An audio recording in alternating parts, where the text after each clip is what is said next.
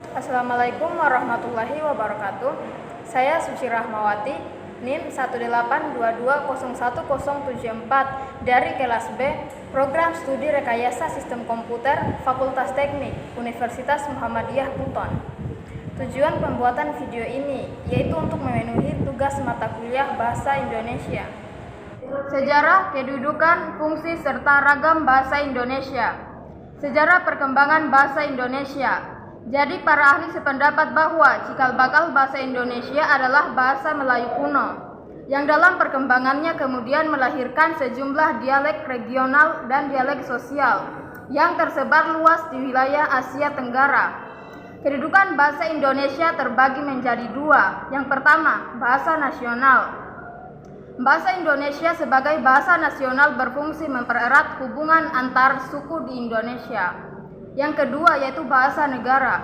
Bahasa Indonesia sebagai bahasa negara berfungsi sebagai bahasa dan penyelenggara administrasi negara, seperti penyelenggaraan pendidikan. Fungsi bahasa Indonesia. Fungsi bahasa Indonesia sebagai alat yang memungkinkan penyatuan berbagai suku bangsa dengan latar belakang sosial dan budaya. Ragam bahasa terdiri menjadi 4, yaitu ragam dialek, ragam terpelajar, ragam resmi, serta ragam tak resmi. Ragam ilmiah.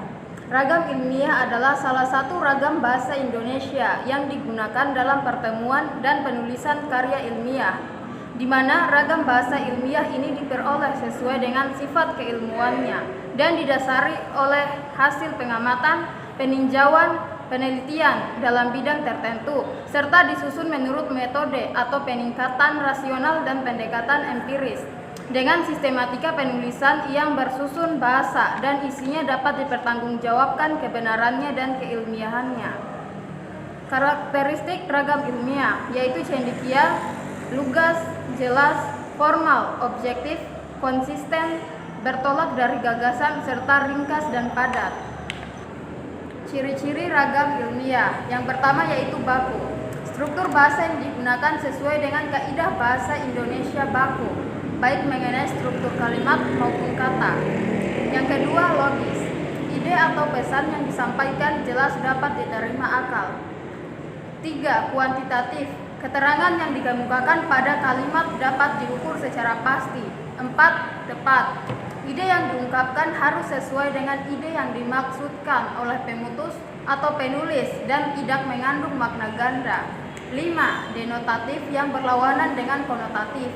Kata yang digunakan atau dipilih sesuai dengan arti sesungguhnya dan tidak diperhatikan perasaan karena sifat ilmu yang objektif. 6. Runtun. Ide diungkapkan secara teratur sesuai dengan urutan dan tingkatannya, baik kalimat maupun dalam alinea atau paragraf. Seperangkat kalimat yang mengemban satu ide atau satu pokok pembahasan. Ragam sosial. Ragam sosial yaitu ragam bahasa yang sebagian norma dan kaidahnya didasarkan atas kesepakatan bersama dalam lingkungan sosial yang lebih kecil dalam masyarakat. Misalnya, ragam bahasa yang digunakan dalam keluarga atau persahabatan dua orang yang akrab dapat merupakan ragam sosial. Selain itu, ragam sosial berhubungan pula dengan tinggi atau rendahnya status kemasyarakatan lingkungan sosial yang bersangkutan. Karakteristik ragam sosial. Pertama, formal dan informal. Bahasa yang digunakan bisa formal ataupun tidak, tergantung pada siapa kita akan berbicara. Contohnya, jika kita berbicara kepada atasan, tentu kita akan menggunakan bahasa yang sopan. Dan jika kita berbicara dengan teman, tentu kita akan berbicara dengan santai. Ejaan. Ejaan adalah seperangkat aturan tentang cara menuliskan bahasa dengan menggunakan huruf, kata, dan tanda baca sebagai sarananya. Batasan tersebut menunjukkan pengertian kata ejaan berbeda dengan kata mengeja. Mengeja adalah kegiatan melafalkan huruf, suku kata, atau kata. Sedangkan ejaan adalah suatu sistem aturan yang jauh lebih luas dari sekedar masalah pelafalan. Ejaan mengatur keseluruhan cara menuliskan bahasa. Ejaan dalam bahasa Indonesia terbagi menjadi 3. Yang pertama, ejaan Van Ophuijsen. Ejaan ini mulai berlaku sejak bahasa Indonesia lahir dalam awal tahun 20-an. Ejaan ini merupakan warisan dari bahasa Melayu yang menjadi dasar bahasa Indonesia. Contohnya, huruf Y ditulis dengan J, misalnya sayang menjadi sajam. Huruf U ditulis dengan OE, misalnya sempurna menjadi sampoerna. Huruf J ditulis dengan DJ, misalnya Jakarta menjadi Jakarta. Huruf C ditulis dengan TJ, misalnya cara menjadi jara. Kedua, ejaan Suwandi. Setelah ejaan Van Ophuijsen diberlakukan, maka muncullah ejaan yang menggantikan, yaitu ejaan Suwandi.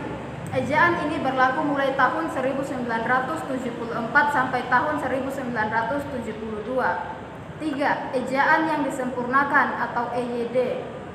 Ejaan ini mulai berlaku sejak tahun 1972 sampai sekarang. Ejaan ini merupakan penyempurnaan yang pernah berlaku di Indonesia. Ruang lingkup ejaan yang disempurnakan atau EYD. Ruang lingkup ejaan yang disempurnakan mencakup 5 aspek, yaitu pemakaian huruf, penulisan huruf, penulisan kata, penulisan unsur, dan pemakaian tanda baca. Pemakaian huruf. Ejaan bahasa Indonesia yang disempurnakan atau EYD dikenal paling banyak menggunakan huruf abjad. Sampai saat ini jumlah huruf abjad yang digunakan sebanyak 26 buah.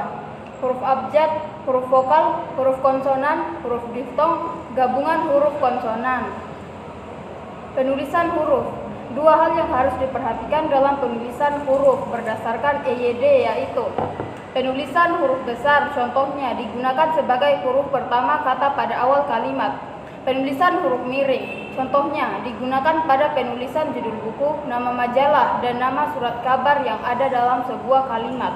Penulisan kata. Kata dasar. Kata dasar adalah kata yang belum mengalami perubahan bentuk, yang ditulis sebagai sumakan, jauh, kerja, pergi, duduk, dan lain sebagainya. Kesatuan misalnya, kata depan. Kata depan, di, ke, dan dari ditulis terpisah dengan kata yang mengikutinya, kecuali pada gabungan kata yang dianggap padu sebagai satu kata, seperti kata dan daripada. Misalnya, jangan bermain di jalan. Penulisan unsur serapan. Dalam hal penulisan unsur serapan dalam bahasa Indonesia, sebagai ahli bahasa Indonesia menganggap belum stabil dan konsisten. Dikatakan demikian karena pemakaian bahasa Indonesia sering begitu saja menyerap unsur asing tanpa memperhatikan aturan, situasi, dan kondisi yang ada. Pemakai bahasa seenaknya menggunakan kata asing tanpa memproses sesuai dengan aturan yang telah diterapkan. Contoh kata serapan dalam bahasa Inggris: akses yang berarti jalan maksud. Aktor yang berarti pemeran cerita. Kampus yang berarti perguruan tinggi. Syarat paragraf, yaitu pertama, kesatuan makna atau koherensi. Yang kedua, kesatuan bentuk atau kohesi. Yang ketiga, hanya memiliki satu pikiran utama. Jenis-jenis paragraf berdasarkan sifat dan tujuannya. Yang pertama, paragraf pembuka. Yang kedua, paragraf pengembang. Dan yang ketiga, paragraf penutup. Berdasarkan letak kalimat utamanya, yaitu pertama, paragraf deduktif, paragraf induktif, dan paragraf gabungan, yaitu pembentukan dan perluasan paragraf. Pengertian paragraf. Paragraf adalah seperangkat kalimat yang membicarakan suatu gagasan atau topik. Yang gagasan utama sebuah paragraf dapat dicari dengan cara, yaitu 1. Membaca kalimat satu persatu. Yang kedua, jika kalimat pertama atau kalimat kedua merupakan inti paragraf, berarti kalimat tersebut adalah gagasan utama paragraf yang bersangkutan. Ketiga, jika kalimat pertama bukan inti paragraf, cermati kalimat terakhir paragraf tersebut. Keempat, jika bukan yang pertama dan terakhir inti paragrafnya, berarti gagasan utama paragraf tersebut tersisa pada setiap kalimatnya. Kelima, jika bukan pertama dengan terakhir inti paragrafnya, berarti gagasan utama paragraf tersebut tersisa pada setiap kalimatnya. Yang keenam, jika kalimat intinya di awal dan di akhir paragraf, berarti kalimat utama paragraf tersebut berada di awal dan di akhir paragraf. Syarat-syarat paragraf. Yang pertama yaitu kesatuan makna atau koherensi. Poin keempat, pengertian diksi dan kaidah makna. Pengertian diksi atau pilihan kata menurut Karaf adalah pilihan kata atau diksi mencakup pengertian kata-kata mana yang dipakai untuk menyampaikan suatu gagasan, bagaimana membentuk pengelompokan kata-kata yang tepat atau menggunakan ungkapan yang tepat, dan gaya mana yang paling baik digunakan dalam suatu situasi. Pengertian kaidah makna. Kaidah makna adalah patokan atau ukuran yang digunakan sebagai pedoman dalam memaknai suatu kata. Kaidah makna mengacu pada persyaratan ketetapan pemilihan kata sebagai lambang objek, pengertian atau konsep, fungsi dan ciri-ciri diksi.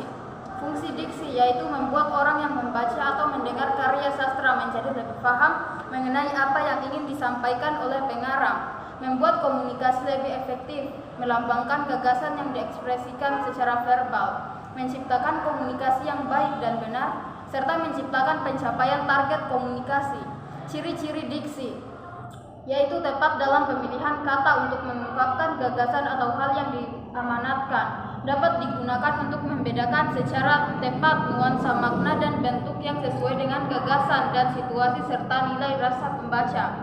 Menggunakan pembendaharaan kata yang memiliki masyarakat dapat menggerakkan dan memberdayakan kekayaan tersebut menjadi jaring kata yang jelas.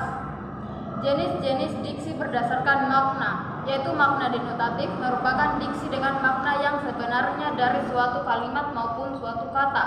Makna konotatif merupakan diksi, kata maupun kalimat yang memiliki arti bukan sebenarnya. Pembentukan dan perluasan kalimat.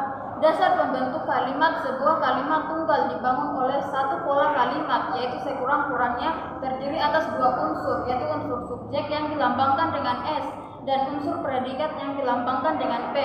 Subjek merupakan unsur yang menjadi pokok pembicaraan, sedangkan predikat merupakan unsur yang memberikan penjelasan terhadap pokok pembicaraan.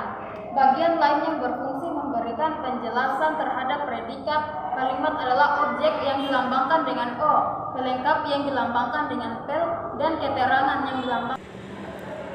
Sekian video dari saya. Wassalamualaikum warahmatullahi wabarakatuh.